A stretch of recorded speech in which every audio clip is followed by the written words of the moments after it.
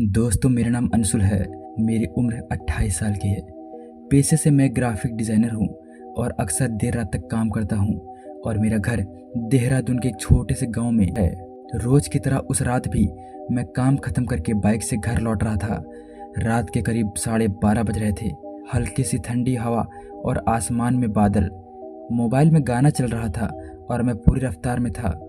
लेकिन उस रात मेरे साथ कुछ ऐसा हुआ जिसने मेरी रातों की नींद ही उड़ा दी। मेरे घर के रास्ते में एक छोटा सा जंगलनुमा इलाका पड़ता है जिसे लोग घाटी वाला मोड़ भी कहते हैं। पुराने लोग कहते थे कि यहाँ कुछ भी ठीक नहीं है, लेकिन मैंने कभी ध्यान नहीं दिया। लेकिन उस रात जैसे ही मैंने उस मोड़ पर पहुँचा, मेरी बाइक खुद ब खुद धीमी हो गई और जैसे ही मैंने अपनी बाइक को तेज़ करने की कोशिश की, मेरी बाइक अचानक से बंद पड़ गई। जैसे तैसे मैंने अपनी बाइक को स्टार्ट किया और मैंने पूरी तरह से एक्सीलेटर दबाया। 22-40 की स्पीड से ज़्यादा हो गई थी। तभी मुझे सामने आते हुए एक धुंध दिखाई दी।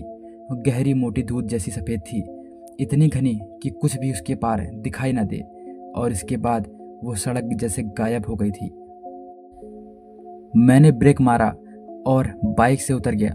देखा तो मैं एक बिल्कुल नई सड़क पर था, चौड़ी, जो एकदम चौड़ी और सीधी, मगर बिल्कुल अजीब सी खामोशी लग रही थी। ना कोई बिजली का खंभा दिख रहा था और ना कोई कुत्ते की आवाज़, सिर्फ एक मौन दिखाई दे रहा था। मैं पीछे मुड़ा तो वो पुराना मोड़ अब गायब था। अब मेरे पास सिर्फ दो विकल्प थे, इस अनजान रास्ते पर आगे बढ़ूं या फिर यहीं पर खड़ा रहूं। मैंने बाइक स्टार्ट की और आगे बढ़ गया। सोच लिया था कि कुछ दूर जाऊंगा और अगर कुछ नज़र ना आया तो वापस लौट जाऊंगा। फिर मैं उसी रास्ते पर चल पड़ा। करीब 2 किलोमीटर जाने के बाद मैंने देखा कि सड़क के किनारे एक औरत खड़ी थी, जो कि लाल साड़ी में खड़ी हुई थी, जिसका सिर झुका हुआ था और हाथ में एक लाल कलर का थैला ली हुई थी। उसने धीरे से हाथ हिलाया। तब मैंने जाकर ब्रेक मारा। मैं सोच रहा था कि शायद किसी को मदद चाहिए। जैसे ही मैं उसके पास गया, उसने बिना सिर उठाए कहा, काफ़ी देर कर दिया आपने, सब तुम्हारा इंतज़ार कर रहे हैं। मैं बिल्कुल चौंक गया। मैंने कहा, आप कौन और किसका इंतज़ार? उसने धीरे से सिर उठाया और मेरा खून ठंडा पड़ गया। उसके चेहरे पर आंखें ही नहीं थी, बस गहरे काले गड्ढे। मैंने बाइक को बिना देखे तेजी से मोड़ा और वापस मुड़ने की कोशिश की, लेकिन अब रास्ता पीछे बंद हो चुका था। जहाँ से आया था अब मैं वहाँ भी नहीं जा सकता था, क्योंकि सामने एक काली दीवार थी, जैसे कोई दरवाज़ा बंद कर चुका हो। मैंने जितना हो सका उतना तेज चलाया। हर पेड़, हर खंभा, हर मोड़ एक जैसा लगने लगा, जैसे मैं किसी लूप में फंस गया हूँ। करीब आधे घंटे के बाद मेरी बाइक की हेडलाइट झपकने लगी। जब मैंने मोबाइल देखा तो मोबाइल में कोई भी नेटवर्क नहीं था। अब रात के 1 बज गए थे। मैंने अपनी बाइक रोकी और गहरी सांस ली। तभी मुझे एक आवाज़ आई, हर रात एक नया मेहमान आता है, आज तुम हो। मेरे बाइक के मिरर से मैंने शीशे में झांका तो मुझे कोई भी नहीं दिखा, लेकिन मिरर में एक चेहरा था, झुलसा हुआ, अधजला, और जिसकी आंखों से धुआं निकल रहा था। मैंने हड़बड़ाकर मिरर को तोड़ दिया और मैं भागने लगा। अब बाइक भी जवाब दे चुकी थी।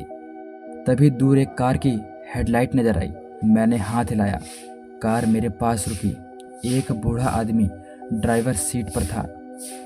एक बूढ़ा ड्राइवर सीट पर बैठा हुआ था। उसने शीशा नीचे किया और पूछा, कहाँ जाना है भाई?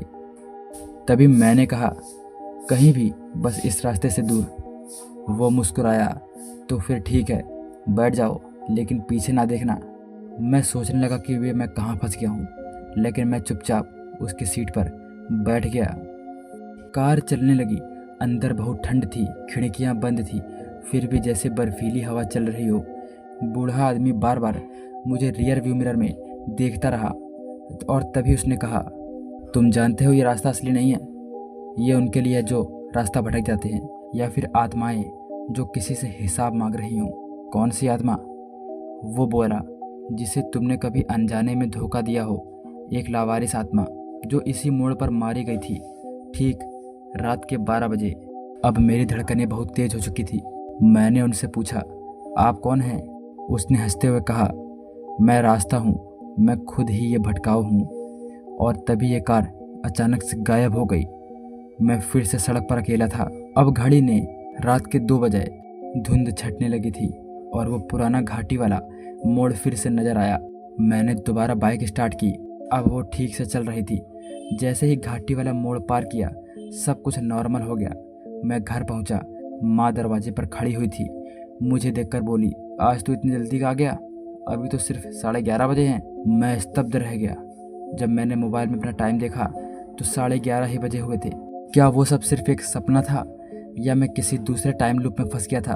अब भी मैं उस रास्ते पर कभी नहीं जाता हूँ, और जब भी कोई कहता है घाटी वाला मोड़ वहाँ शॉर्टकट है, मैं सिर्फ एक बात कहता हूँ, कुछ रास्ते छोटे नहीं गहरे होते हैं, और कुछ मोड़ सिर्फ सड़क नहीं कर्ज ले लेते हैं।